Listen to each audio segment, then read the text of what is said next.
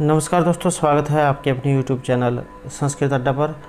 दोस्तों, आज की इस वीडियो में हम करेंगे संस्कृत प्रैक्टिस सेट में 27 नंबर प्रैक्टिस सेट को। और अगर आपने हमारे इससे पहले वाले जो 26 प्रैक्टिस सेट नहीं देखे हैं तो उसे आप कोने में जो 3 डॉट है इन पे क्लिक करके आप आई बटन पे पहुंच जाओगे, तो वहां पर जाकर आप हमारी पहले वाली जो वीडियो है उसको देख सकते हैं, या जो हमारे चैनल की जो प्लेलिस्ट है वहां पर जाकर अभी तक की जितनी भी वीडियो इन सभी को आप देख सकते हैं। इस वीडियो की PDF आप हमारे टेलीग्राम ग्रुप से भी प्राप्त कर सकते हैं, उसका लिंक आपको नीचे डिस्क्रिप्शन में मिल जाएगा। और दोस्तों, अगर आपने अब तक हमारे चैनल को सब्सक्राइब नहीं किया तो सब्सक्राइब कर लें, साथ में जो बेल वाला आइकॉन है उसे जरूर दबाएं, जिससे जो आपको हमारे आने वाली जो वीडियो उसकी नोटिफिकेशन मिलती रहेगी। और दोस्तों, आप वीडियो को देखते हो लेकिन सब्सक्राइब नहीं करते हो, जिससे आपके पास जहाँ नोटिफिकेशन नहीं पहुँचता है, तो वीडियो को सब्सक्राइब कीजिएगा और साथ में जो बेल वाला आइकॉन है उसे जरूर दबाइएगा और हमारे साथ अंत तक बने रहिएगा। तो हमारे यहाँ पर फर्स्ट क्वेश्चन है, विष्णु सूक्तस्य ऋषि अस्ति। विष्णु जो सूक्त है इसके ऋषि इनमें से कौन है?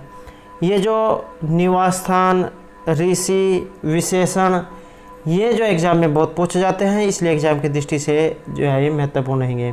तो यहाँ पर जो विष्णु सूक्त है इनके ऋषि कौन हैं?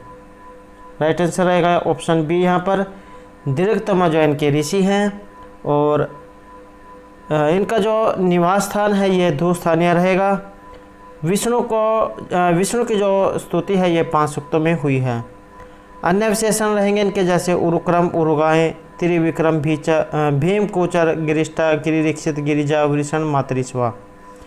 विष्णु को सूर्य के समान व्यापनशील, प्रकाशयुक्त और विशाल शरीर वाला युवक माना गया है। इन्होंने 3 ही पग में संपूर्ण विश्व को नाप लिया है। इनके परम धाम में मधु का उत्सव है और बहुत सींगों वाली गतिशील अनेक गायें हैं। और क्वेश्चन है हमारा, पुरुष सूक्ते छंद अस्ति। पुरुष सूक्त में छंद कौन सा है? ये जो छंद जो होते हैं एग्ज़ाम की दृष्टि से महत्वपूर्ण होते हैं, क्योंकि एग्ज़ाम में जो छंद है ये ज़रूर पूछे जाते हैं। तो यहाँ पर जो पुरुष जो सूक्त है इसमें छंद कौन सा है? सही आंसर रहेगा यहाँ पर ऑप्शन बी। तो इसमें अनुष्टुप जो छंद है इसका प्रयोग हुआ है। और जो अनुष्टुप छंद है ये क्या होता है? तो श्लोके षष्ठम गुरुगेयम, सर्वत्र लघु पंचमम, द्विचतुष्पाद्यो हर्षम, सप्तम दीर्घम अन्यो। कहने का अर्थ यह है कि इसके प्रत्येक ये जो अनुष्टुप छंद है इसके प्रत्येक पाद में 8 वर्ण होते हैं और प्रत्येक पादे षष्ठ वर्ण गुरु, पंचम हर्षव भवति। और प्रत्येक पाद के छठे जो वर्ण है ये गुरु होगा और 5वां वर्ण हर्षव होगा। द्वितीय चतुर्थ के च पादे सप्तम वर्ण हर्षव भवति। दूसरे और चौथे पाद में जो 7वां जो वर्ण है ये हर्षव होगा। प्रथम तृतीय च सप्तम दीर्घो भवति। पहले और तृतीय में 7वां जो वर्ण है ये दीर्घ होगा। तो ये जो आपने याद रखने हैं। और अगर हम जैसे यहाँ पर जो अन्य जो छंद है जैसे गायत्री, उष्णिक, अनुष्टुप, वृत्ति, पंक्ति, त्रिष्टुप, जगती, अति जगती, सकरी, अति सकरी, अष्टि, अति अष्टि, धृति, अति धृति, कृति, प्रकृति, आकृति, विकृति, संस्कृति, अभिकृति, उत्कृति। तो ये जो है 21 मानी गई हैं। 104 इनमें अक्षर होते हैं। गायत्री में 24, उष्णिक में 28, अनुष्टुप 32। तो ये गायत्री से शुरू होते हैं और 4-4 वर्ण जो इनमें बढ़ते चले जाते हैं। तो इस प्रकार जो लास्ट का जो है 21वें नंबर का उत्कृति रहेगा और इसमें 104 वर्ण हैं। छंद जो है इनको 2 भागों में बांटा गया है, वर्णिक छंद और मात्रिक छंद। अगला क्वेश्चन है, यजुर्वेद विभक्त हैं। तो यहाँ पर जो ये यजुर्वेद जो है यहाँ पर एक बटा हुआ है, तो किस में ये बटा हुआ है? यहाँ जो हमारा राइट आंसर ऑप्शन ए रहेगा। तो यजुर्वेद जो है ये 2 भागों में बटा हुआ है। तो ये 2 भाग कौन कौन से हैं? शुक्ल यजुर्वेद और कृष्ण यजुर्वेद। जो शुक्ल जो यजुर्वेद है इसमें जो शतपथ ब्राह्मण आता है और जो कृष्ण यजुर्वेद है इसमें तैत्तिरीय ब्राह्मण, मैत्रायणी ब्राह्मण, कठ ब्राह्मण और कपिस्थल ब्राह्मण, तो ये जो है कृष्ण यजुर्वेद में आता है। तो इस प्रकार यजुर्वेद में जो है शुक्ल यजुर्वेद और कृष्ण यजुर्वेद दो जो इसमें भाग ये रहेंगे। और जो नेक्स्ट क्वेश्चन रहेगा हमारा, देवेशु न गण्यते, देवताओं में इनमें एक नहीं गिना जाता है, तो ये कौन सा है? सी आंसर रहेगा यहाँ पर ऑप्शन डी, श्रद्धा। अगला क्वेश्चन है, अगस्त है ऋषि संबंध अस्ति, अगस्त जो ऋषि है इनका संबंध इनमें से किसके साथ है? सी आंसर रहेगा यहाँ पर ऑप्शन ए, प्रथम मंडलेन, प्रथम मंडल के साथ। नेक्स्ट क्वेश्चन है, ऋग्वेदस्य प्रथम मंडले मंत्र संख्या अस्ति, ऋग्वेद का जो प्रथम मंडल है इसमें मंत्र कितने हैं? यहाँ जो सी आंसर है ये ऑप्शन सी रहेगा, तो इसमें 2006 जो है मंत्र है। और मंडल क्रम के अनुसार इस ऋग्वेद को 10 जो है मंडलों में बांटा गया है, 85 जो है इसमें अनुवाक हैं, 1028 सूक्त हैं, 10,552 मंत्र हैं। और अष्टक क्रम के अनुसार 8 जो है इसमें अष्टक हैं, 64 अध्याय हैं, 2024 वर्ग हैं और 10,552 मंत्र हैं। नेक्स्ट क्वेश्चन है हमारा, पाश्चात्य विद्वान वेबर महोदय मैत्रायणी संहिता कदा अप्रकाशित, आंसर रहेगा यहाँ पर ऑप्शन बी, 1891 ईस्वी वर्ष में।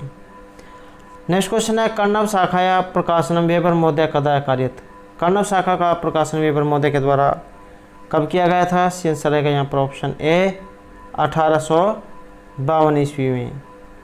नेक्स्ट क्वेश्चन है, चरवैति चरवैति इति प्रसिद्धम वाक्यांश केन ब्राह्मणेन संबद्धम, तो यहाँ पर जो ये जो लाइन जो आई है पंक्ति, इदम प्रसिद्धम वाक्यांशम केन ब्राह्मणेन संबद्धम, इसका जो संबंध है यहाँ पर ये किस ब्राह्मण से है, अर्थात कौन से ब्राह्मण से ये लिया गया है? राइट आंसर ऑप्शन ए रहेगा। तो ये जो ऐत्रेय जो ब्राह्मण है वहाँ से ये लिया गया है। और ये जो लाइन जो आई है यहाँ पर क्या होती है, किस कारण से ये आई है? तो ऐत्रेय ब्राह्मण का जो 33वां अध्याय है इसमें सुनासेप का आख्यान है, जिसमें जीवन में निरंतर उत्साहपूर्वक आगे बढ़ने का उपदेश दिया गया है। इस कथा का अभिप्राय यह प्रतीत होता है कि यदि हरिश्चंद्र कुछ प्रयत्न करता और वरुण को किसी अन्य ढंग से संतुष्ट करने का प्रयास करता तो वह अपने पुत्र को बचा पाता और उसे स्वयं को भी जल उदर रोग न होता। उदरवन में रोहित अपनी रक्षा का उपाय ढूंढ पाने में सफल हो जाते हैं, लेकिन इंद्र रोहित को चलते रहने का उपदेश देते हैं। इसलिए जो है ये लाइन यहाँ पर पंक्ति आई है, चरवेति चरवेति अर्थात चलते रहो चलते रहो। अगला क्वेश्चन है, अरण्य ग्रंथ संबंधा संति, यहाँ पर जो अरण्यक जो यहाँ पर ग्रंथ दिए गए हैं इनका संबंध इनमें से किसके साथ है? आंसर ऑप्शन सी रहेगा, वनप्रस्थवी वनप्रस्थियों के साथ। अरण्य जो है क्योंकि इनको अरण्य क्यों कहा गया है? क्योंकि जंगल में जो है ये पड़े गए थे, तो इसलिए इनको अरण्य कहा गया है।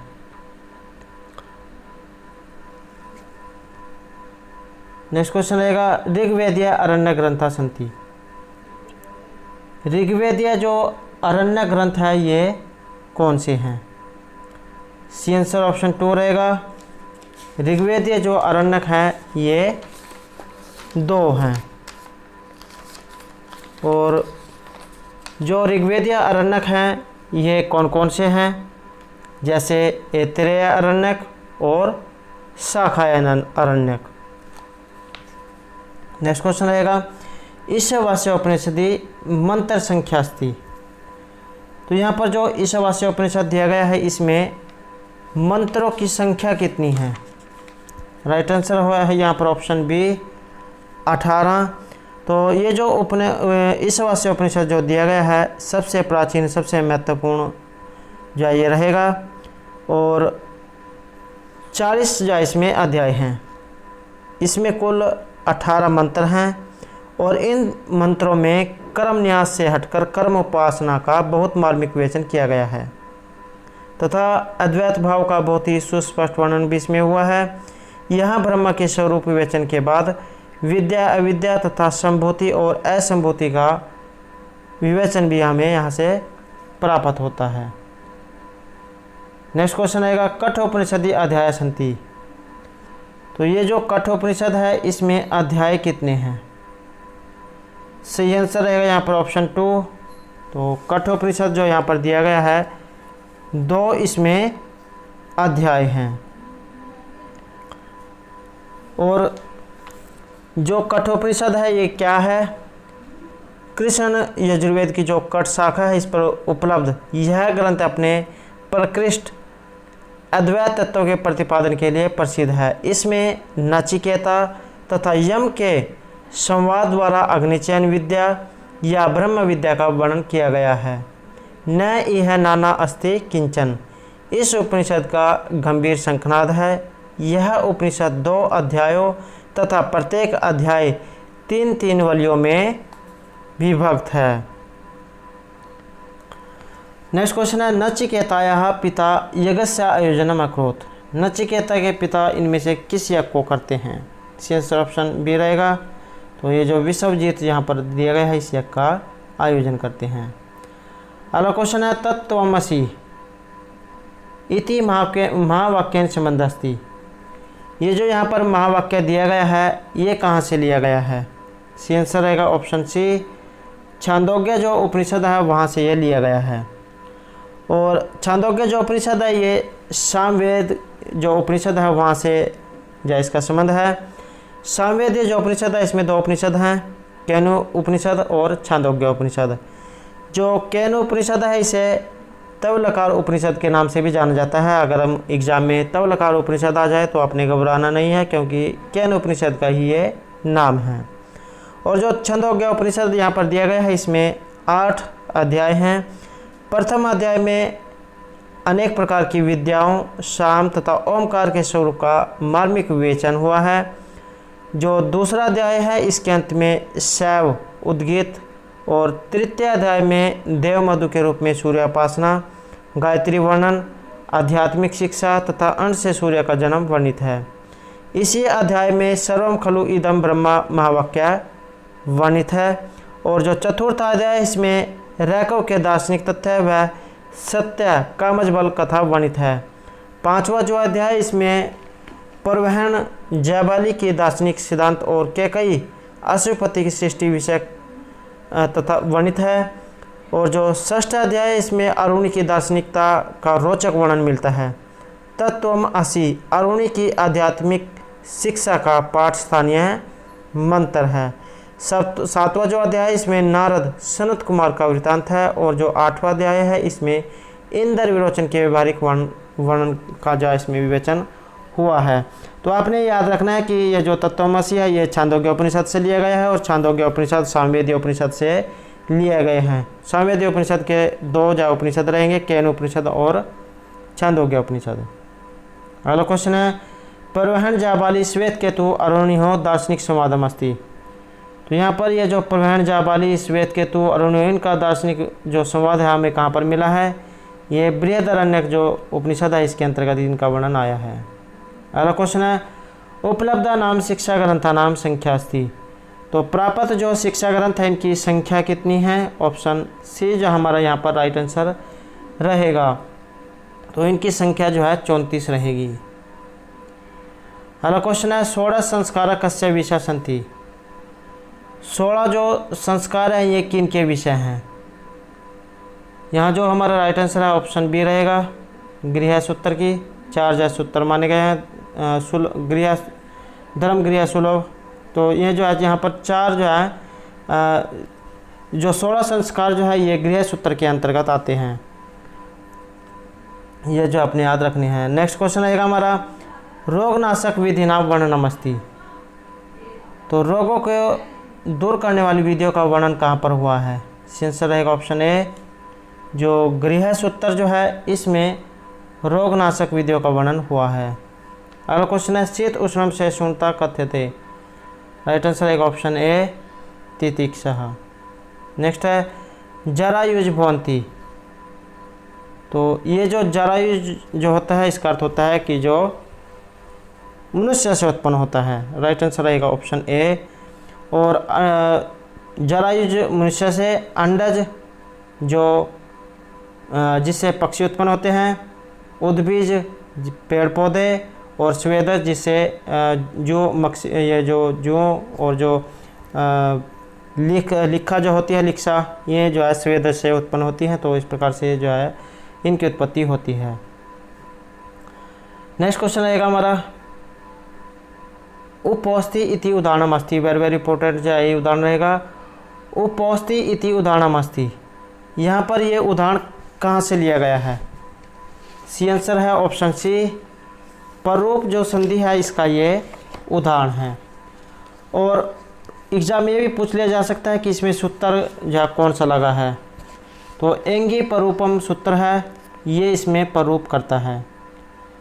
आद उपसर्गाद एंग आदि धातु परूपम एकादेश हैं स्यात्, अर्थात एंगी परूपम अवर्णांत उपसर्ग से एंग आदि धातु से परे होने पर पूर्व पर में परूप एकादेश ये करता है। जैसे यहाँ पर उपौस्ति दिया गया है, उप प्लस औस्ति उपौस्ति, तो एंगी परूपम के द्वारा यहाँ पर परूप होगा।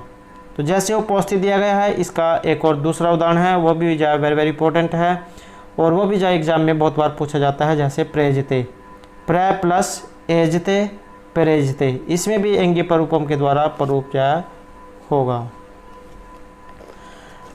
नेक्स्ट क्वेश्चन रहेगा हमारा बाह्य प्रयत्नस्य अपरम नाम अस्ति। तो बाह्य जो प्रयत्न है इसका दूसरा नाम क्या है? सी आंसर रहेगा ऑप्शन बी, घोष जो यहाँ पर दिया गया है ये बाह्य प्रयत्न का दूसरा नाम है। और जो प्रयत्न है एग्जाम में भी पूछा जा सकता है कि प्रयत्न कितने प्रकार के होते हैं।